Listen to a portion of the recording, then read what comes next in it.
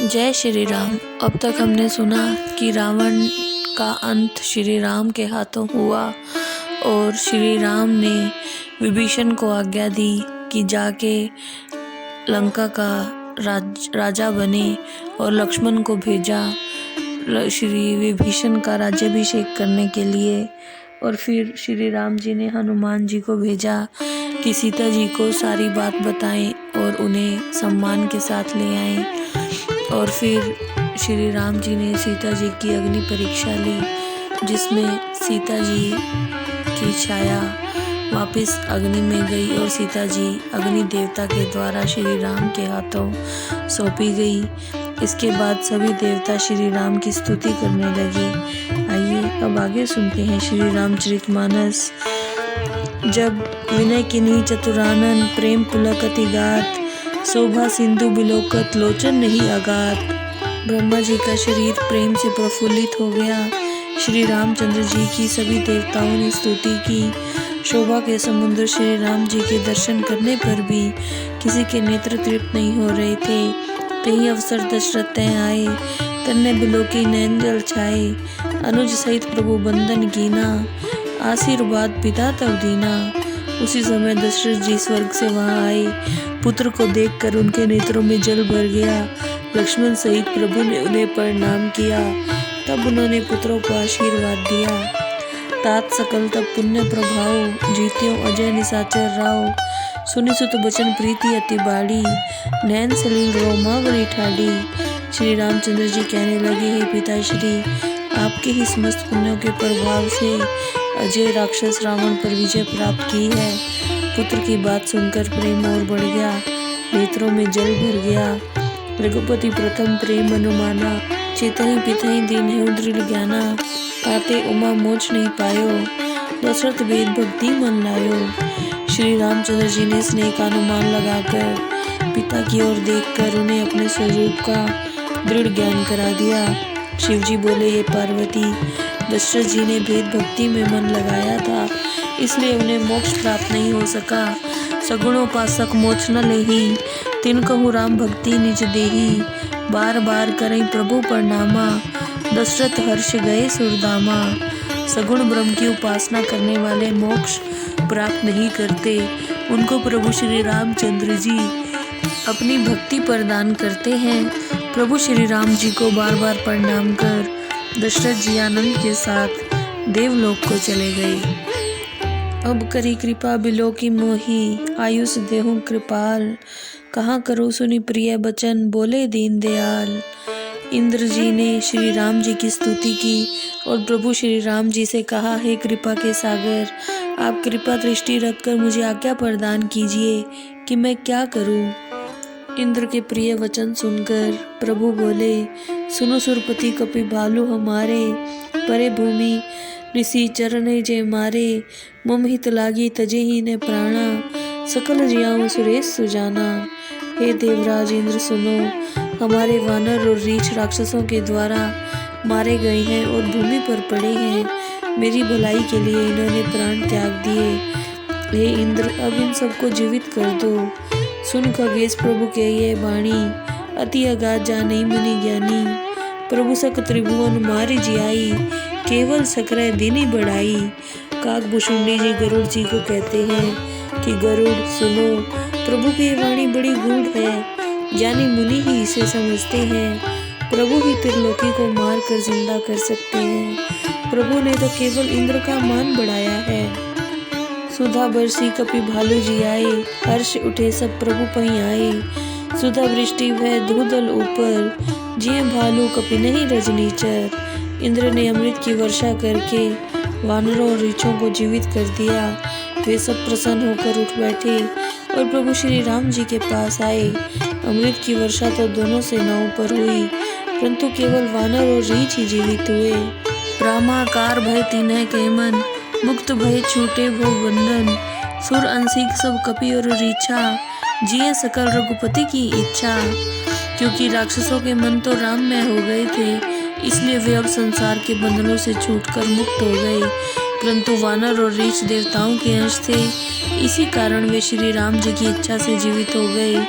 राम सरिस को दीन हितकारी, कीने मुक्त निशाचर झारी, खलमल धाम कातरत रावण, गति पाई जो मुनिवर पावन। श्री रामचंद्र जी के समान दिनों का हितकारी कौन हो सकता है, जिन्होंने सब राक्षसों को संसार के बंधनों से मुक्ति दिला दी। नीच, महापापी और महाकामी रावण ने वही गति पाई जिसे श्रेष्ठ मुनि प्राप्त करते हैं। सुमन वर्षी सब सुर चले, चढ़ चढ़े रुचिर विमान, देखी सो अवसर प्रभु वही, आयो शंभु सुजान। फिर सब देवता फूलों की वर्षा करके सुंदर विमानों पर चढ़कर चले गए। तब सुंदर अवसर देखकर शिवजी श्री रामचंद्र जी के पास आए।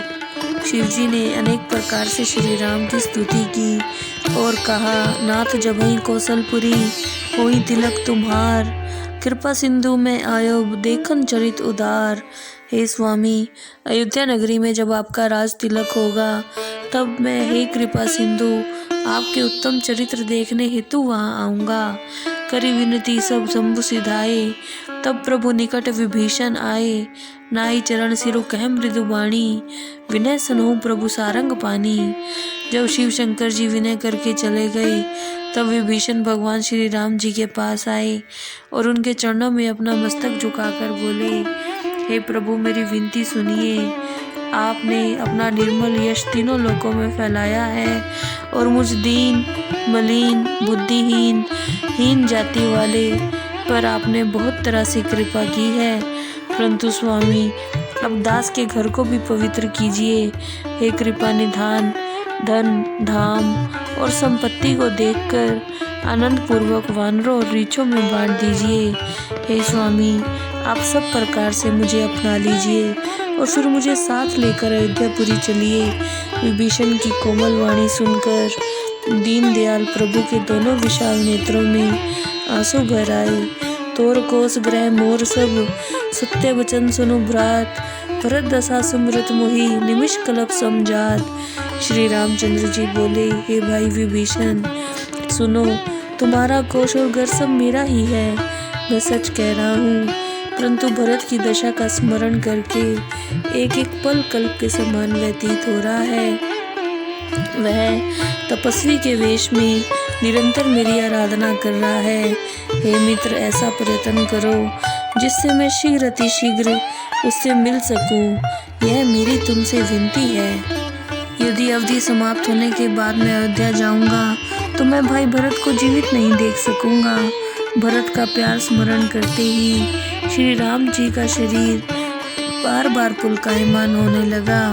प्रभु श्री राम ने फिर विभीषण से कहा, तुम कल्प भर राज्य करो और मन में मेरा स्मरण करो, फिर तुम मेरे उस धाम को पा जाओगे जहाँ पर सब साधु सन जाते हैं। सुनत विभीषण वचन राम के, हर्ष गए पद कृपा धाम के, वानर भालू सकल हर्षाने, गई प्रभु पद गुण विमल बखाने। प्रभु श्री राम के वचन सुनकर विभीषण ने प्रसन्न होकर करुणा के सागर श्री राम जी के चरण पकड़ लिए और प्रभु के चरणों में गिरकर उनके निर्मल यश का गुणगान करने लगे। इसके बाद विभीषण राजभवन गए और उन्होंने पुष्पक विमान में मणियाँ और वस्त्र रखवाए और पुष्पक विमान को प्रभु के आगे रख दिया। तब कृपालु श्री रामचंद्र जी ने हंसकर कहा, हे मित्र विभीषण, सुनो, तुम विमान पर चढ़कर आकाश में जाओ और वस्त्र और आभूषणों की रक्षा करो। जिस व्यक्ति को जो चीज अच्छी लगती थी वह उसी को लेने लगा। वानर मणियों को मुख में डालने लगे, परंतु स्वाद ना पाकर वापिस कर दिए। यह देखकर विनोद प्रिय दया सागर श्री रामचंद्र जी, सीता जी और लक्ष्मण जी हंसने लगे। मुनि जेहि ध्यान न पावई, नेति नेति कह वेद, कृपा सिंधु सोई कपिन सन, करत अनेक विनोद। मुनिजन जिसको ध्यान में नहीं पाते, वेद जिसके लिए नेति नेति करते हैं, वे ही प्रभु श्री रामचंद्र जी वानरों के साथ अनेक तरह के खेल खेल रहे हैं। भगवान शंकर जी उमा जी से कहते हैं, हे पार्वती, योग, दान, तप, व्रत, यज्ञ और नेम से श्री रामचंद्र जी वैसी कृपा नहीं करते जैसी निष्कपट प्रेम से करते हैं। प्रभु श्री राम जी ने सबकी ओर दया दृष्टि की। जय श्री राम।